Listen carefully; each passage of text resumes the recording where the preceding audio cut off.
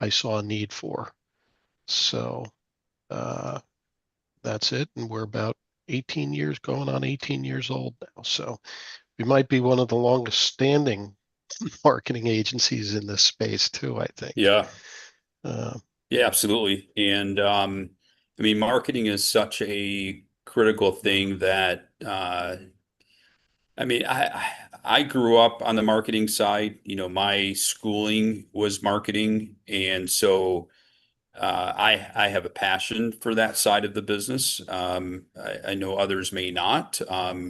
You know, as MSPs, you know, it's mostly tech first, and then other skills have come to follow from that perspective. I think, you know, many MSP owners have found different areas of the business where they've, you know, said, "Hey, I love the finance side, or I love the operations side. I love marketing. I love whatever the case may be." And you can you know, find that passion beyond the technology side and determine, you know, where you know, you can spend and focus some of your time.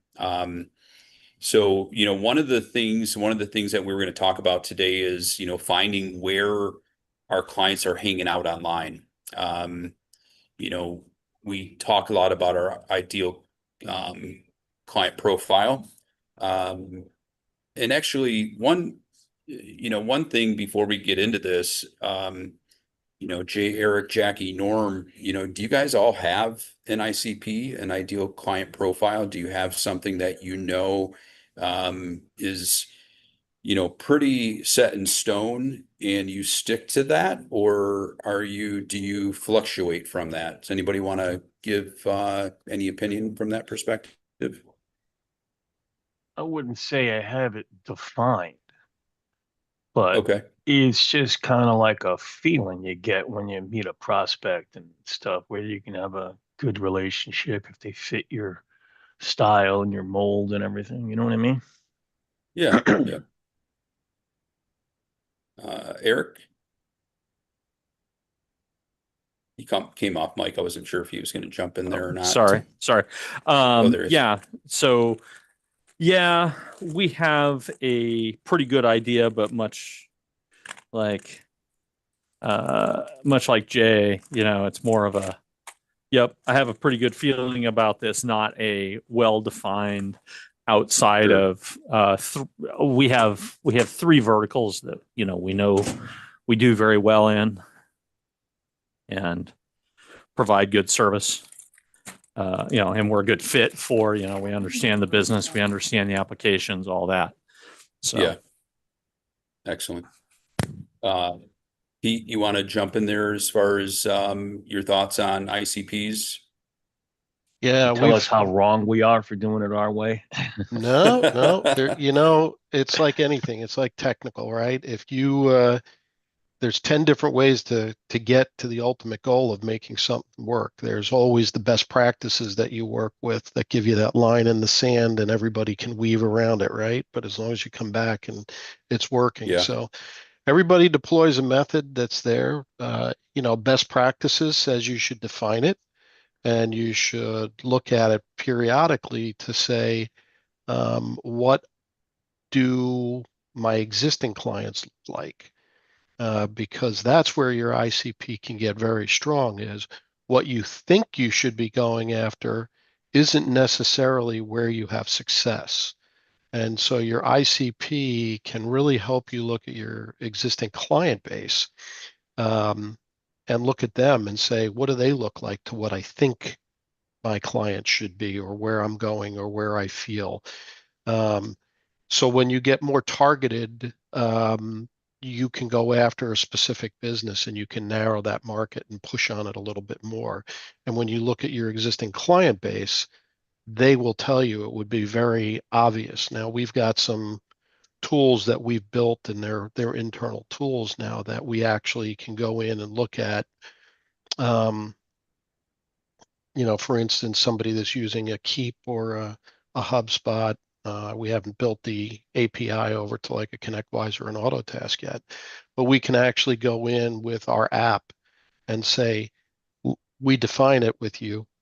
Here's what it looks like. number of people, revenue, geography, all of the things that go along with that.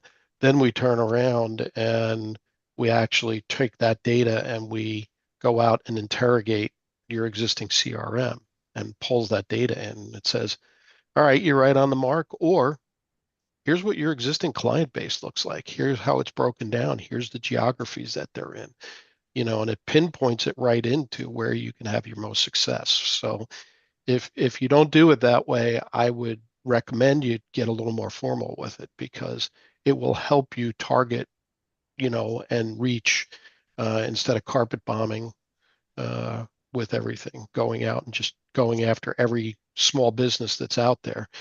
Um, you may have had some bad experiences with one or two of the same kind of businesses that you don't realize. You just look at it as a personality conflict or whatever, but it might be the same type of business that you went, and your ICP and proving out your ICP will definitely help with that. So, And I think too, there's different aspects of an ICP. There's the external components of, maybe the size of the organization, maybe um, the industry that they're in. Um, those are things that I think from a marketing perspective, we can, target those. But then there are other aspects of our ICP that we can't really identify if they're a fit until we meet with them or speak to them. Those that truly get technology, embrace it, want to invest into technology. So those, I think there are two factors. There's those external components, like we talked about, but those internal components, um, you know, uh, I've never had them really documented, and I've never had a checklist per se. And it's always been gut, like Eric and Jay had talked about. And I've been in front of many prospective clients that, I would basically walk away fairly quickly because you identify that they're looking for the cheapest possible thing. They want to take all the shortcuts, and they're not going to embrace technology to the extent that is critical, especially in today's world from a cybersecurity perspective. If they're not going to get on the cybersecurity bandwagon and they're going to try to get away from any type of policies and procedures that are critical in keeping them secure, those are things we're going to walk away from. yeah, So, Well, and I but there, think that goes to organizational maturity, which is not some, which really probably should be in our ICP. yes, mhm, that's yeah, part of it. Yep. And the other thing that you can do, Dan, now with some of the tools that are out there, like like the list services, they have buyer's intent, and that buyer's intent also will show you what tools they're using and stuff, and how much they value technology. So if you have one of those subscriptions, you have the ability to take a look at that before you accept that meeting or even put time forward against that client, yeah, looking at the buyer intent. So there's a lot of data out there now, and a lot of these companies are really pulling it. So again, that wonderful world of and word or phrase, organizational maturity. It has a big thing, and that's what marketing is. You learn as you grow, and depending on where you adapt best practices is where you're going to find quicker success or not. So yeah. So going back to our original question, as far as trying to figure out where our clients are hanging out online, because obviously, if we want to market to them, there are multiple platforms out there. Of course, we've got Facebook, we've got LinkedIn, there's Twitter, X, whatever you want to call it, as well as other platforms. And um, it comes down to how are we getting in front of our ICPs where they're at online. Let's talk through that. yeah, so everybody's like, how am I supposed to know where my clients are? And I always say, go meet your customers where they're at, right? If you're not meeting them where they're at, then you're not going to connect. And social media is a way to connect. It's not necessarily a way to make a sale, but it can be a lead gen source properly crafted and put. So the first thing that I always recommend is look at your existing client base. Go to their website, look at what social platforms they are on, and then kind of go in and spot chat a little bit with them to see, are they active? Are they active in a personal way, or are they active just as a business, right? Is it just a business acting, or can you see that it's showing up on their personal pages pending on it, or their wall pending on what outlet you're using or what channel you're using. So that's the best way, is to start with existing clients and really look at their website and go to theirs. You can also probably in your PSA, most of them in CRMs also let you record their LinkedIn profile, their Facebook profile, their X or their Instagram, and many others. So, you know, just take a look at that, use the recording, and then run a report. And you'll be able to get that data relatively quickly.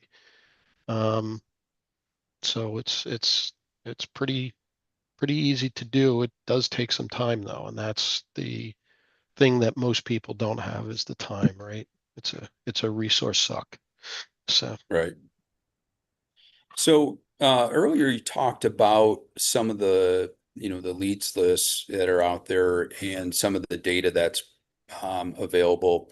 I remember way back when there was an organization, I'm not even sure if they're still around, Hart Hanks. And and they always had very detailed information as far as, you know, and again, this is really dating myself, were they a Novell shop? Were they a Windows shop? And it had a lot of granular data. And it wasn't always accurate, but it gave you some idea. mhm. How accurate is some of that data that's out there today? Well, it's it ages quickly. So, Yeah, if they go out and verify the data now, the buyer intent could be outdated within 3 months, just like a list is, right? Somebody, right, way people move around, although it's a little harder to get a job right now, so people aren't moving. It's the movement has slowed down a little bit, um, from people jumping from company to company. right. Um, so, uh, lists are stabilizing a little bit right now, but you can usually say that the margin for error when you bring that kind of data down is going to be at a minimum of 25% error rate, if not more. So that's one thing.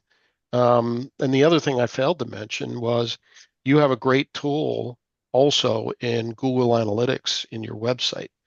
And you can use Google Analytics to look at the source that refers to your website, which will tell you where people are visiting from, where they're coming from to get to your website. So it'll tell you whether it came from LinkedIn or Facebook or one of the other channels. So,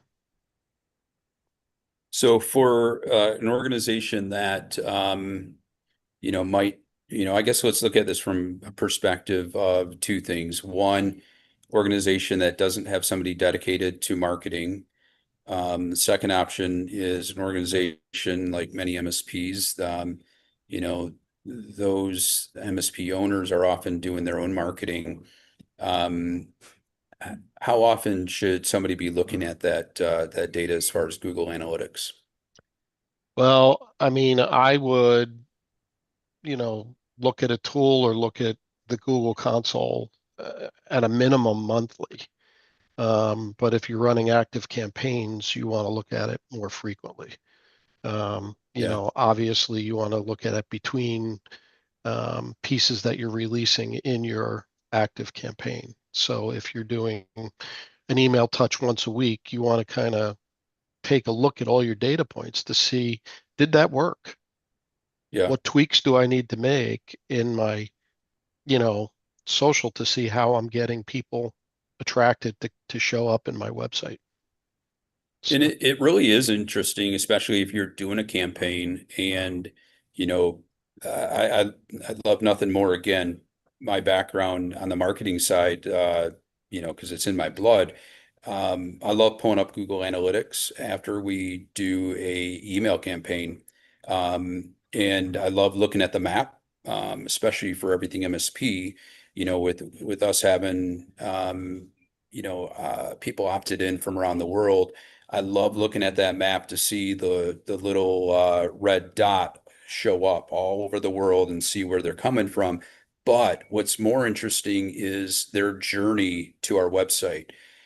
So if it's taking them to a certain area on our website, basically what we're marketing, where else are they traveling on our site once they get there? So from an MSP perspective, you might be pushing, maybe security awareness training, and you're leading them to that page on your site, and being able to see where else and what else they're looking at on your site is interesting. yeah, it's a good piece to look at. And there's some other things like we have a product called Connect My PSA, our marketing product, and it's a little applet that goes in a website, whether it's a WordPress or any other site. You can put the code in, and basically it does anonymous website visitor. But we've tuned it now that you can actually build your ICP in the tool, and it will only notify you within 10 minutes of somebody that fits your ICP showing up on your website.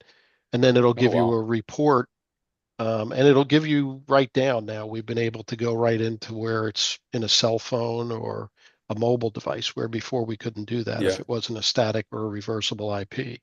So now through the technology, we can trap that. And within 10 minutes of somebody being on your website that fits your ICP, we can drop you a notification and said, this is it. This is where they were and how long they spent on each page, How does which it, is it I'm sorry, but how is it able to determine if it's an ICP? Just geographics? I mean, you go can't in find out after. much more than that, I would think.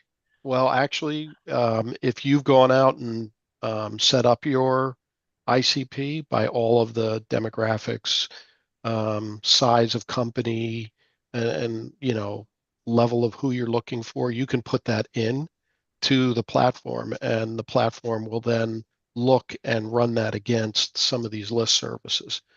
And if it matches and your ICP matches, so we do some lookups out to like an Apollo or one of the big name services. We subscribe to about five of them, and we match all the data and we give that data back pretty quickly, to say, here's a company that matches.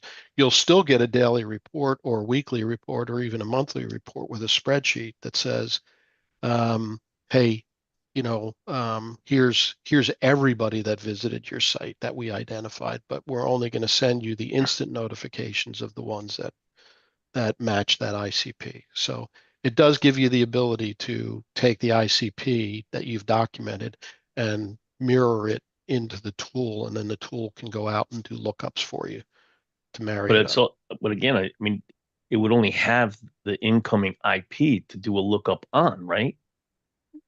Well, everything has an IP, including a mobile device. So Right.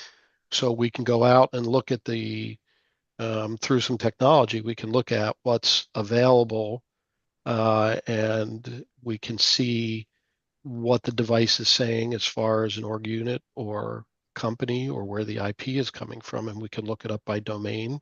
We can look it up by IP block. We can look it up by your name, because we Hmm. can drop a bunch of different information that we can retrieve using that. So Hmm. computers are pretty fairly open, uh, and so are handhelds for that. And uh, you know, when they It's come to your also, website, there's cookies and other technology that you can put into your website that allow that to happen. yeah, it's also interesting to, getting a good feel for what the mobile versus, desktop is, and just see, what type of device that they're coming from. And while this shouldn't matter, but it just makes it even so much more important that, your site is, mobile optimized. Hmm. Just because if somebody gets to your site and they can't see things, they're having to scroll left to right in order to see things, that becomes a problem, and they're gonna drop. And so some good things there. Want to move on to another question as far as how often that we want to post on different platforms. So, let's say we've already identified that our ICP is, you know, mostly on LinkedIn and X. We'll just use those as an example.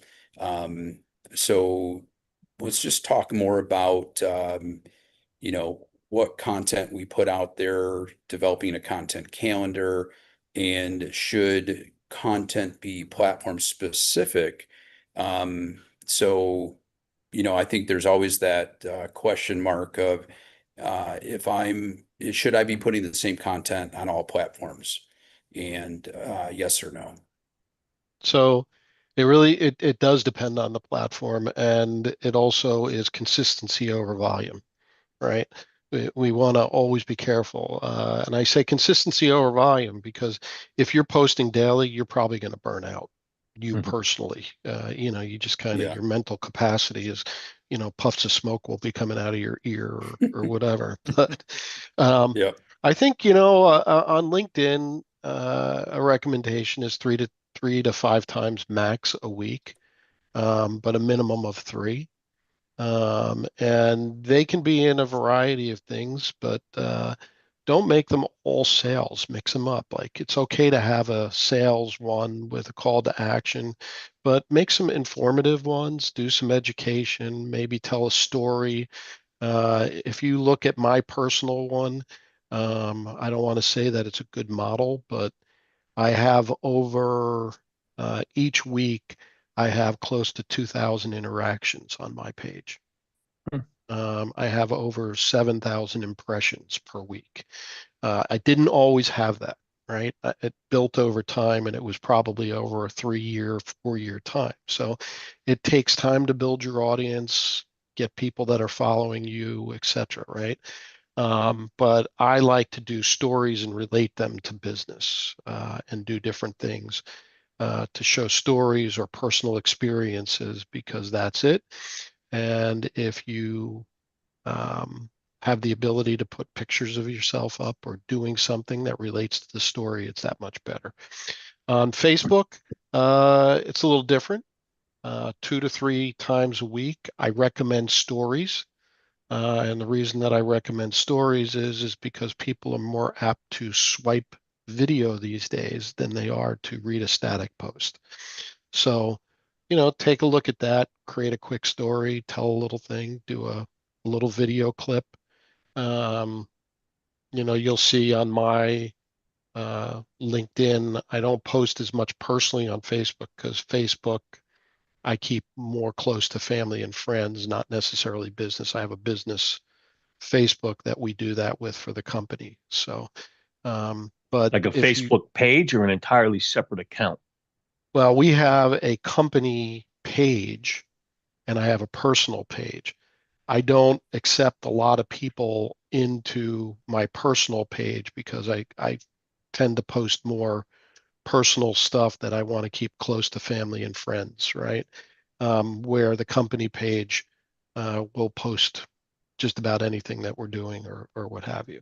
Right. Um, you can post content that is similar with some minor changes to it. So people that are on both platforms that see it see a little differentiation and go and do it. But I would definitely think about, you know, 2 to 3 times a week on Facebook using stories because again, video gets more attention than others. Instagram, same thing, 3 times a week, stories and reels. Um, X, I don't know. Some people still use X, others don't. We've never really seen big traction in X. And from a business perspective, we tell you to stay away, keep your business off of Reddit. Um, Reddit and Yeah. Yelp are just cesspools for um, bad bad PR and things of that nature that anybody can go on there. They don't get verified. They don't have to be validated. Their name is untraceable, and they can say anything they want. And once it's there, you can't get it removed. So, you can't even, and if you try and defend it, you'll get 10 more people coming in to do Right. it. So I say it's a bad place to be from a business. Uh, Although it's a great place for people to hide and really voice their opinions without feeling like there's going to be retribution from a Yep. big company. So, um, but that would be my guideline for the major four where most companies are going to be playing these days. There are some discords that are out there also, but they probably have a very focused group in the Discord. So, um, but those would be the big ones. Um, So, and set a rhythm. Just set a rhythm. There's tools out there. There's Hootsuite. There's Social Pilot. Some of them will let you, like Hootsuite used to give you a free up to 3 platforms, so you could go in and schedule a whole month, set it, and forget it. You know, so spend an hour loading up some content and then walking away, but go in and look at it. Look at what your impressions are. You can do them inside of you can do the analytics inside of the platform, or you can do it internally to one of the apps that use it. So, and I couldn't agree with you more as far as getting that content preloaded and set because we might all have good intentions that once a week we're going to go ahead and put some get some posts out there maybe twice a week, 3 times a week. Um, Things happen. We live in a business that's chaotic, ever changing, and for us to be able to come up with content, even if you're not front loading it, if you're not using a tool to pre-schedule, the best thing to do though is to develop that content, have that content ready, um, because otherwise it just might not happen. Um, hmm I always, the good old saying, "Tomorrow's a road to nowhere," rings true, and it's so much easier to be able to say, okay, I've got enough content for the whole month of September that I'm going to be ready to post it. Then you can pre-post, schedule posts and so on. yep, I Um, think the last thing you want is a blog site on your website, and the newest article is 3 years old. yes, exactly. well, And website is a whole different discussion, and making sure that your website is current and up to standards, and has the latest stuff in it is always very important, because that is the landing ground where people are going to come to, right? They're going to come to check you out first. And, if you don't have what the ICP and the personas that are looking at, you're probably missing the boat on another thing. So that we could talk about that one for probably a couple hours. So right. easily. So how So, do we how about as far as posting content without so I guess posting, but also repurposing a post in across platforms without sounding repetitive. right. So I always say, like, think of like a column or a pillar, right? Start with a pillar idea. Like, what's my idea, right? And then, for the different platforms, like I said, stories or reels or what have you, um, take that idea and turn it into some kind of carousel or infographic if you can. Now that takes a little more time when you're developing other than a quick, text post or doing something in in a Canva or Sorry. an Adobe Express or something like that. But there's tools out there like Adobe Express that are free, and people are like, "What?" And it's fairly capable at building reels and stories. So you could do that.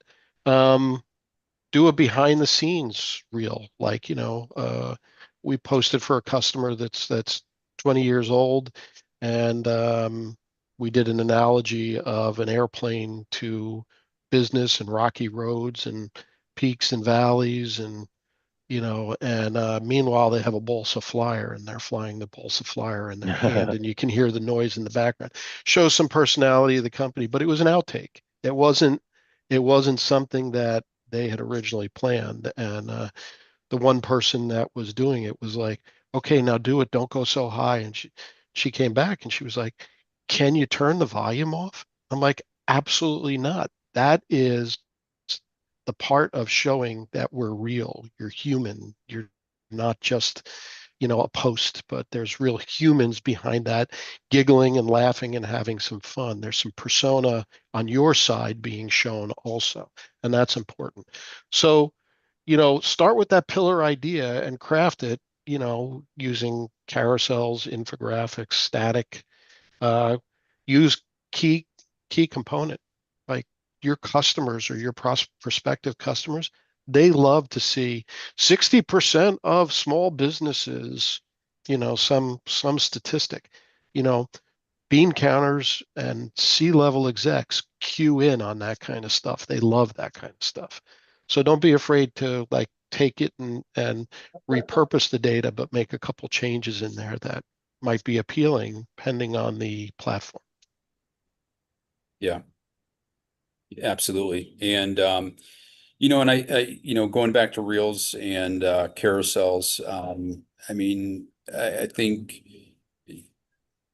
as technologists, we always love looking at, maybe there's some carousels and they're showing different images. I mean, you could do different type of carousels where you've got educational components, so certain topics that, are going to talk about business outcome when it comes to, technology. And if you want to truly capture a business owner, business leader's attention, if you have a carousel with a variety of images that, focus on that business outcome, you're going to pull them in. You're going to capture their attention. Just like, having a conversation, you have a QBR, TBR, and you're talking about things that are not technology. They're talking about their business, how to be more efficient, more productive, more Mhm. profitable, deliver a better client experience. You've locked them in. I call it dwell time. Like, Mm, if you think of like all the old motorheads that might be in the audience, an old distributor cap, you set the dwell, right? You either yeah. advanced it or you retarded it, right? And either way, that was gonna be where you're going. Eric Thanks, shaking his thank, head. Oh, thanks for the captured Right? PTSD. Right? you just Uh, captured Eric's attention. Back that's when we only had 6 wires under the hood, right? and So, it's still a problem when you're setting up your hall tech. Dwell is yeah, still a thing that you have to tweak in yep. the computer. But I call it dwell time, and it's the time that we keep people's attention, and we can either advance that or we can slow it down based on how we arrange, a carousel or something else. But one of the things that I always say is start small and build a little, test a little, build a little, test a little, right? Till you find the balance of authentic and polished content, right? So you want that level of authenticity, but you want it to also look polished because you don't want to look rinky dink, right, to your customers. So you can be small and you can look very big, but you can still be very authentic and fun. So, but that's dwell time. And those reels or carousels or anything that you put into play, they have dwell time because they require like a manual advance or they require somebody to do it. And as they run, sometimes they're too fast, so you go backwards, right? So you go backwards in the reel so you can listen to it one, two, three times to make sure you captured all the audio, right? And or you're sitting there putting a hole through your mobile device trying to put it on pause so you can read it. So you have Right. to watch again. You have to watch again and watch again in these segments. So, just think about that. Think about how people use their devices now, and that's how you should be posting, and that will get you the what I call the dwell time. Well, So, doing those carousels, I think, somebody's going to say, well, hey, I put all this time into coming up with one awesome image. I've got, you know, if somebody's not used to doing marketing and, they're jumping in and they created one great image, they're like, what do you mean I got to create like 9 more? So I've got 10 in my carousel. You know, it's worth the time though, because, you are flipping through those because that's captured their attention much longer. It's kept them there to a point where they're going to want to reach out to you versus it being a one and done. They might see one good image and they're like, oh yeah, that's cool. And they move on. But if you got them, if you've captured their attention, you've got them there for several seconds, right. they more than likely are going to want to learn more. They're going to reach out to you. And I would give advice too to, you know, a real 3 to 5 or 3 to 5 in a carousel, slides in a Sure. carousel. After that, you're going to lose that dwell time and they're going to bounce.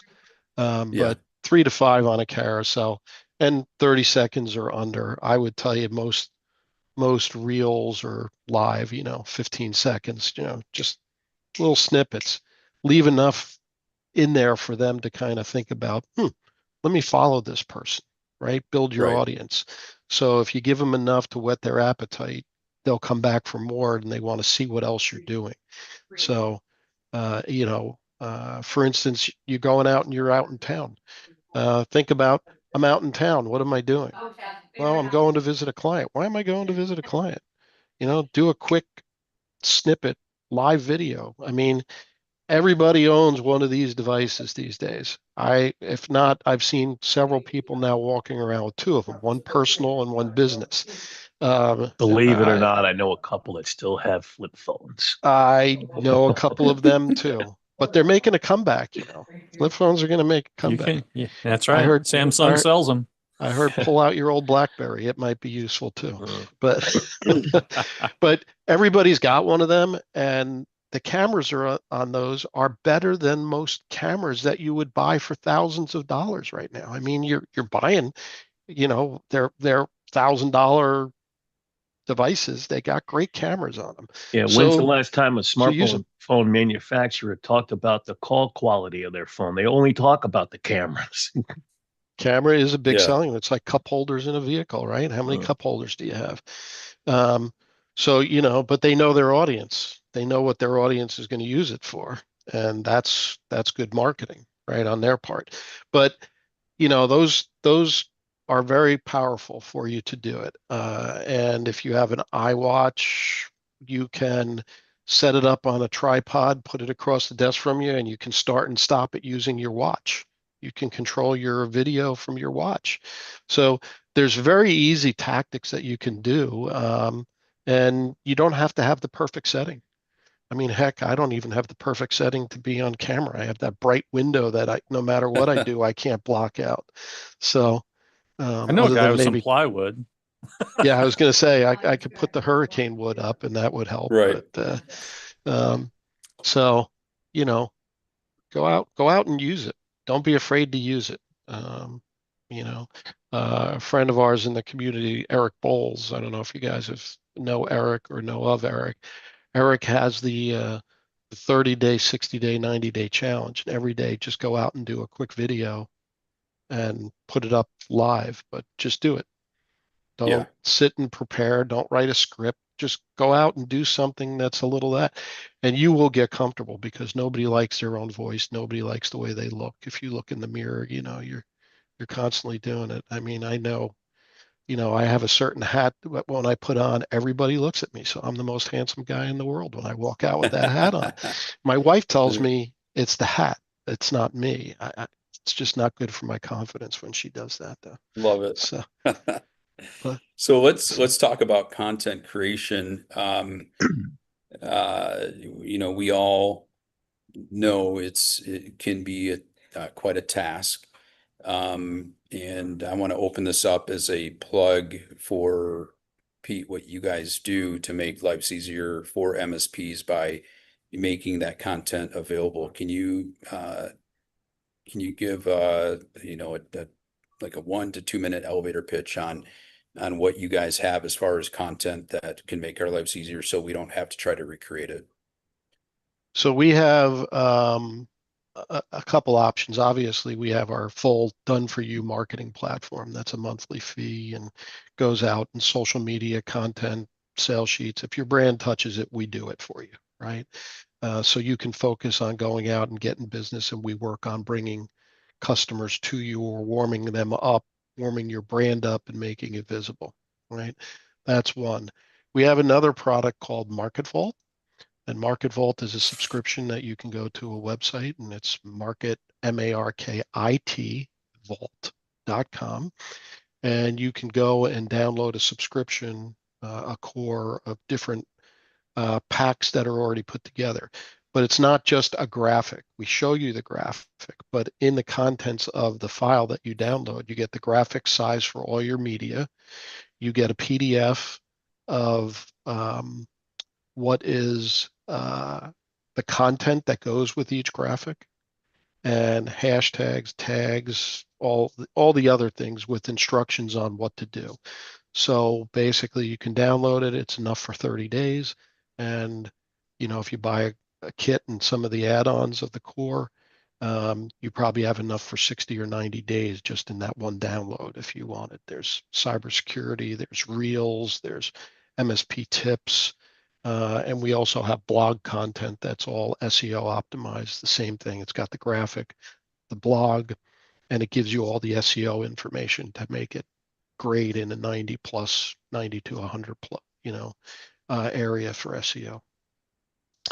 And we're rolling out a new program that is going to be a fixed fee where we'll do your website, we'll do your social media, and we'll manage all of that for a flat fee just to get you started. So it's a lower barrier to entry to help you when you don't have the resources, but from a dollar and a time perspective, but it's going to be at a much lower cost. So that will be introduced and out there. So that's Excellent. so. Thank you for that. Okay, so we have our content, we get it posted out there, but we all want engagement, of course. I think the biggest struggle that we run into is we feel as if, okay, I put some time and energy into marketing. I put these ads out there, this content out there. Nobody's liking it, nobody's loving it, nobody's commenting on it. But does that mean people aren't seeing it? No, not at all. So you have to go into the utility or have to look at them on your page or inside Meta or inside the tool that you use, and you want to look at impressions, right? So, if you're getting impressions of 3 or 5, well, if you only have 15 people that are following or looking at your stuff, you're going to have very low engagement, right? So you have to build that following. You have to actively engage, ask for followers in newsletters, on your, emails, follow us on for great information that could help your business or whatever, in your QBRs, et cetera. Add that as part of your conversation to build your following of existing clients or prospects. But the second thing is you've got to look at the impressions and the metrics. There's a lot of things that are called vanity metrics. I have a number of followers. That's a vanity metric, right?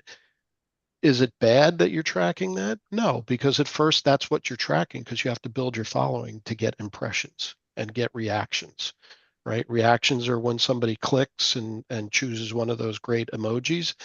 And impressions are how many times it's been seen by others. Now, that's a great, but you know, those are things that you need to monitor and you need to look at. And, again, those are all things that, especially if you're running a campaign, you want to see. If you post something, did it generate an impression? Did it generate you know, and that's where eventually you're going to start to see engagement, right?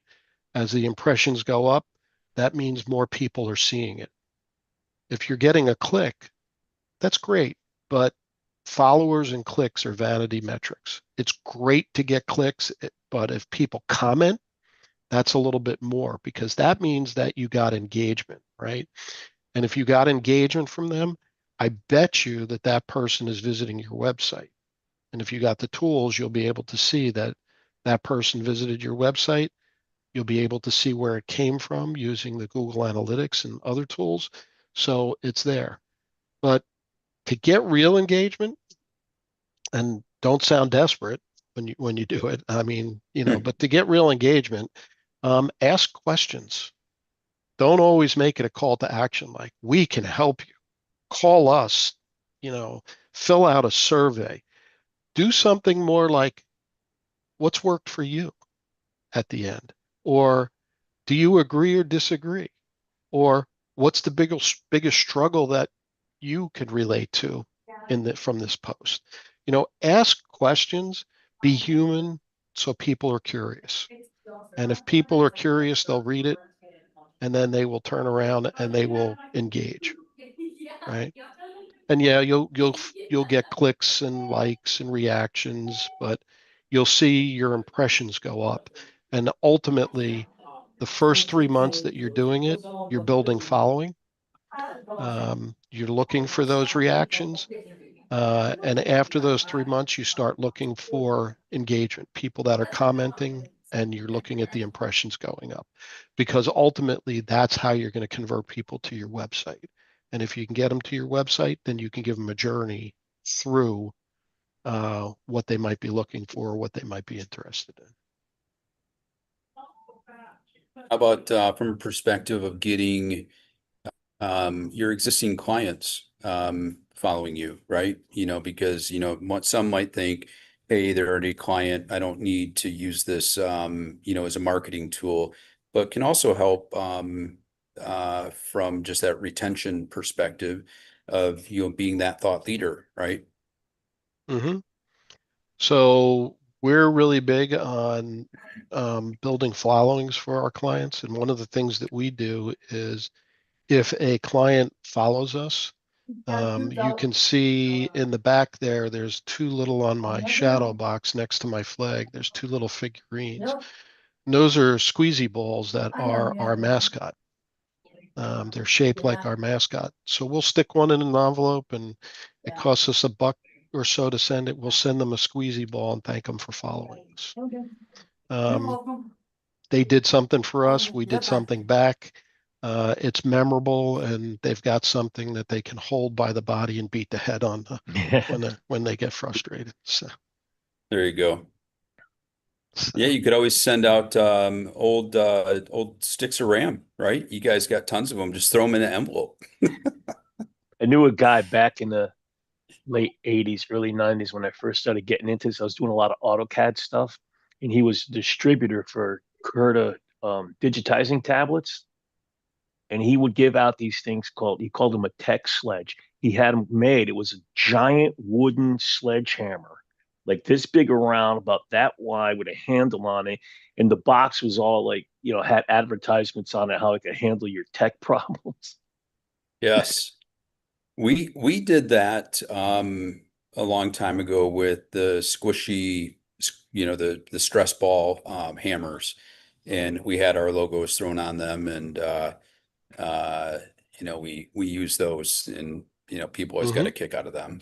And they're fun because it's a bulky mailer, so it's more likely to get to your end user than it's just a regular envelope that the gatekeepers are going to see. So it's just another touch point, and it shows that you care, like you're actually paying attention, right? Yeah. So, And it's and humorous, like the idea of the hammer is humorous, and they're going to keep it out, this because it's something that, everybody's got some type of PC problem, so they're going to, mhm. have some fun with it, and your logo's displayed there. So, Yep.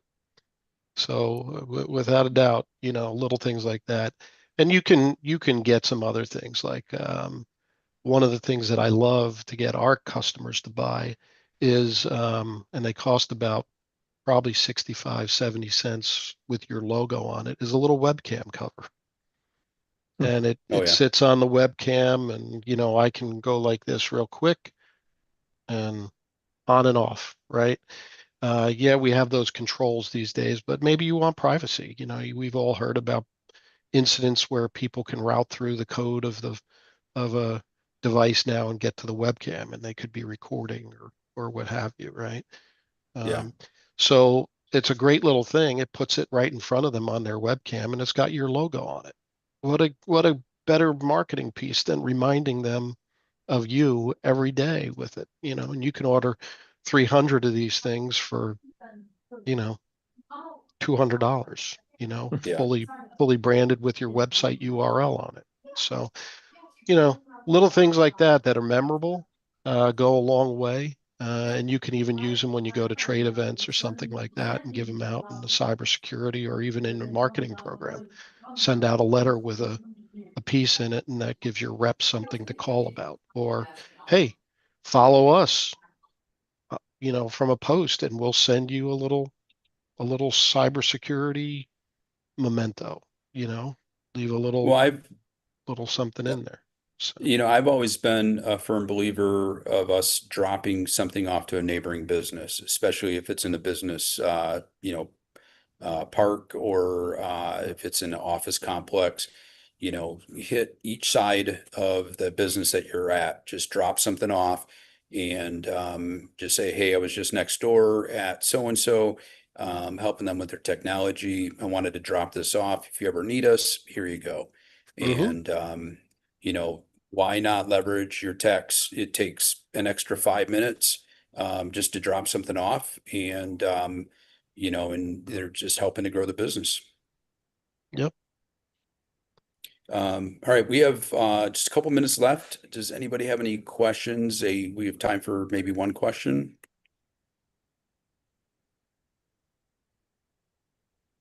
I'm gonna throw a shameless plug in the chat here, Yeah, which is a absolutely. web link, but it's not really shameless because it's a good thing for the community. This is a give back program that we just developed. It's called Content RX.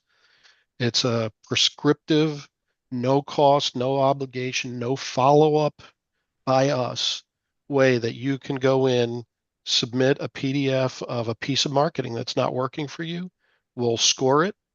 We'll give you an analysis of it and tell you what you can do to potentially make it better and send it back to you within about 48 hours if you're chosen. And we take it by Friday, every Friday at close of business is when we select three winners for the week. So Love it. we don't publicize anything. We don't chase you. It's just one of those things that we're trying to give back to help everybody, uh, get moving, get started. Look at what's, I have this sales sheet and nobody pays attention to it. Why? So we've had it going for That's two cool. weeks and we've already put 6 pieces out, and we've had 3 people call us back to talk further about what we wrote, not necessarily to engage. And I'm happy to have that conversation. So Very cool. All right, Pete. As always, I want to thank you for your time. A lot of great information today. Thank you very much for that. And thank you. as well as everybody out there listening on YouTube and our good friends here live in Zoom. So with that being said, everybody, have a great rest of your day, and we'll see you guys on Friday. Take So care, long, guys.